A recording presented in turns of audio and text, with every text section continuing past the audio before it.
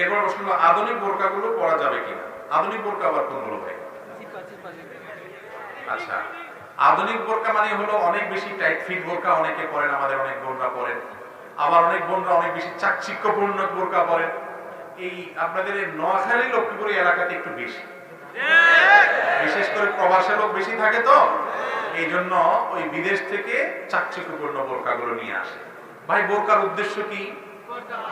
বোরকার উদ্দেশ্য হলো একজন নারীকে আল্লাহ তাআলা সুন্দর করে কোমল করে সৃষ্টি করার কারণে তার দিকে কোনো বাজে পুরুষ যাতে বাজে নজরে দেখতে না পারে, এই জন্য তার সৌন্দর্যকে ঢেকে রাখার জন্য হলো বোরকা।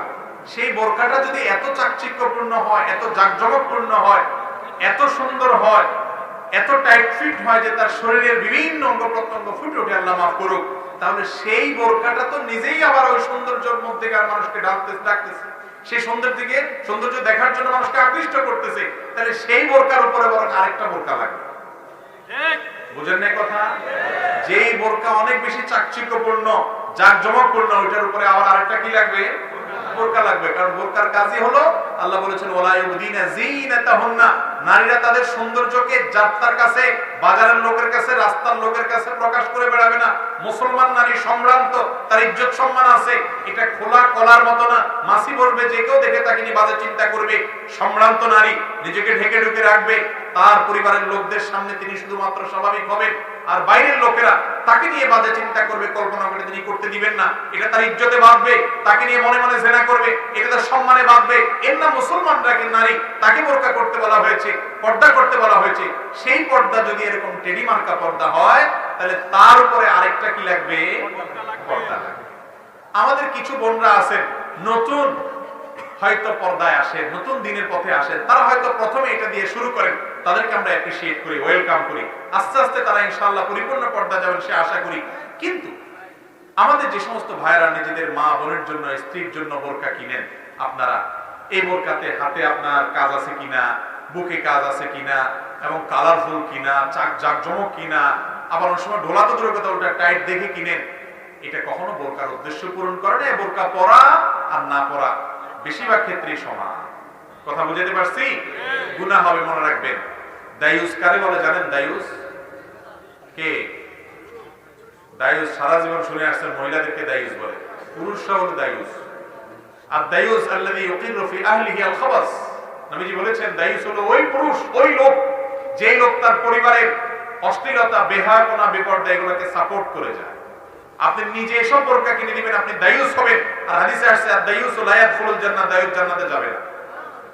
এইজন্য এই সমস্ত টেডি মার্কা বোরকা ছাড়বো তো ইনশাআল্লাহ। পর্দা করার মতো বোরকা পরবো, টেডি মার্কা বোরকা পরবো না। এবং আমাদের এই বৃহত্তর নোয়াখালী অঞ্চলের মানুষ ধার্মিক, সবচেয়ে বেশি দিনদার, সবচেয়ে বেশি আলেম ওলামা এই সমস্ত এলাকাতে, কিন্তু সেই এলাকাগুলোতে আজ টেডি বোরকাতে ভরে গেছে।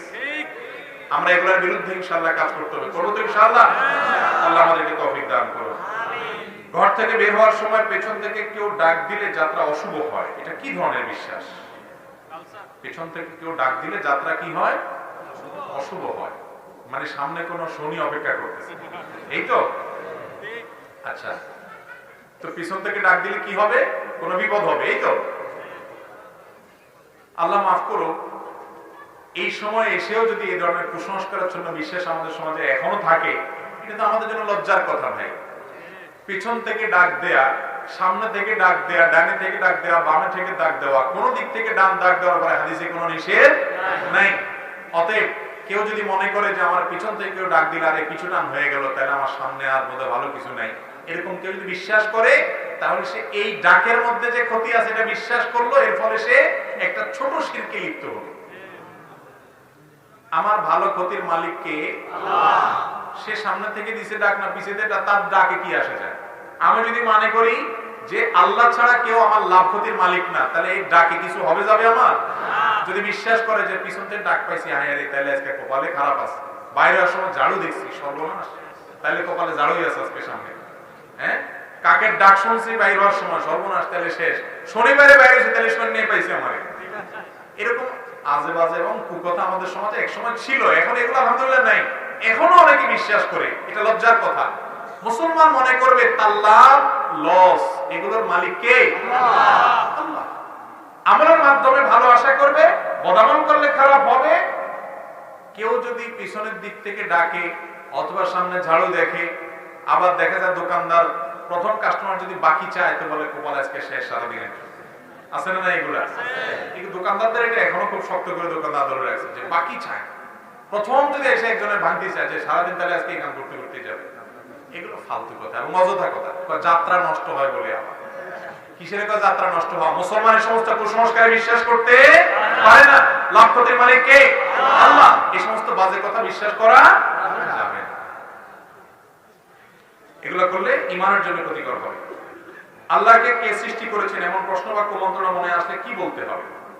ভাই, এরকম কোন বাজে চিন্তা যদি মনে আসে যে আমাকে, আমি দুনিয়াতে এভাবে আসছি, সব আল্লাহ সৃষ্টি করছেন, তাহলে আল্লাহর কে সৃষ্টি করছেন, এরকম যদি মনে আসে, তাহলে সেক্ষেত্রে আপনি বুঝবেন আপনার ভিতরে ঈমান আছে। সাথে সাথে একটা শুকর আদায় করে খুশির খবর। মনের ভিতরে এরকম বাজে চিন্তা আসলে তখন বুঝবেন যে আপনার ভিতরে ঈমান আছে। কিভাবে বুঝবেন সেটা বলতেছি।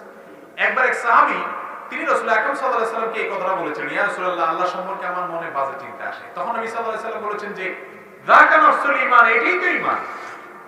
ভাই, যে ঘরে সম্পদ আছে সেখানে চোর যায়, যে ঘরে সম্পদ আছে সেখানে, যেটা নাস্তিক ওটা মনে এগুলো আসে না, যেটা বেঈমান ওটা মনে এগুলা। আপনি আল্লাহর প্রতি ঈমান আনছেন, দেখো যে ইবলিস ও তো বসে নেই, ও আপনার মনের ভিতরে খোঁচায়। কি করে? খোঁচায়, এই কথা ঢুকায়, ওই কথা ঢুকায়, এই কথা আপনার ফুসলায়, ওই কুমন্ত্রণা দেয়, বিভিন্ন রকমের দৃষ্টাও আপনার মনের ভিতরে করে, যাতে করে আপনি বেঈমান হয়ে যান। এগুলো যখনই মনে আসবে আপনি তখন বুঝবেন যে ও শয়তান নামে তো ধরে ফেলছি, এটা তো আমারে খোঁচাইতেছে, এটা তো আমারে খোঁচাইতেছে। সাথে সাথে তখন বলবেন আমানতু বিল্লাহ। কি বলবেন তখন? আমানতু বিল্লাহ। আর বাম দিক দিয়ে তিনবার থুতু ফেলবেন। মানুষটা দেখে ফেলায় না, থুতু ফেলানো মানে আবার গালবর্তি থুতু না, একবার শুয়ের আগে যেরকম থুতু তিনবার ফেলে আমানতু বিল্লাহ পড়বেন। কারণ বাম দিক থেকে শয়তান মানুষকে এই কুমন্ত্রণাটা অ্যাটাকটা করে। বুঝতে পেরেছেন? এই জন্য হাদিসে নবী সাল্লাল্লাহু আলাইহি ওয়াসাল্লাম আমাদেরকে শিক্ষা দিয়েছেন আল্লাহ সম্পর্কে বাজে চিন্তা আসলে চিন্তা করবেন। এবার আসেন মূল এই প্রশ্ন উত্তরে। আল্লাহকে কে সৃষ্টি করেছেন? এই প্রশ্ন যে করতেছে তার এই প্রশ্নটার গোড়ায় ভুল। কেমনে গোড়ায় ভুল আমি বলি। আল্লাহ কি সৃষ্টি না স্রষ্টা? সৃষ্টি যে তাকে না কে সৃষ্টি করছে এই প্রশ্ন করা যায়। যে নিজেই স্রষ্টা তার সম্পর্কে তাকে কে সৃষ্টি করেছে এটা যদি প্রশ্ন করেন তাহলে তিনি স্রষ্টা হলেন কই? তিনি তো সৃষ্টি হয়ে গেলেন। ঠিক না ঠিক? আল্লাহ যদি, আল্লাহর সম্পর্কে যদি আপনি মনে করেন যে আল্লাহ সৃষ্টি কে করছে, তাহলে তো আল্লাহ নিজেই সৃষ্টি হয়ে গেলেন, তার স্রষ্টা করতেছেন আপনি। আল্লাহ তো স্রষ্টা, যিনি স্রষ্টা তার স্রষ্টা থাকে না।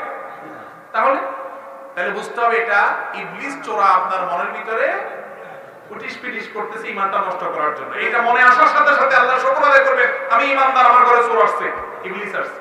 সাথে সাথে আমানতু বিল্লাহ, আল্লাহ প্রতি ঈমান আনলাম, বিশ্বাস করবেন, দেখবেন যে পালাইছে শয়তান। আল্লাহ তাআলা আমাদেরকে হেফাজত করুন। আমিন।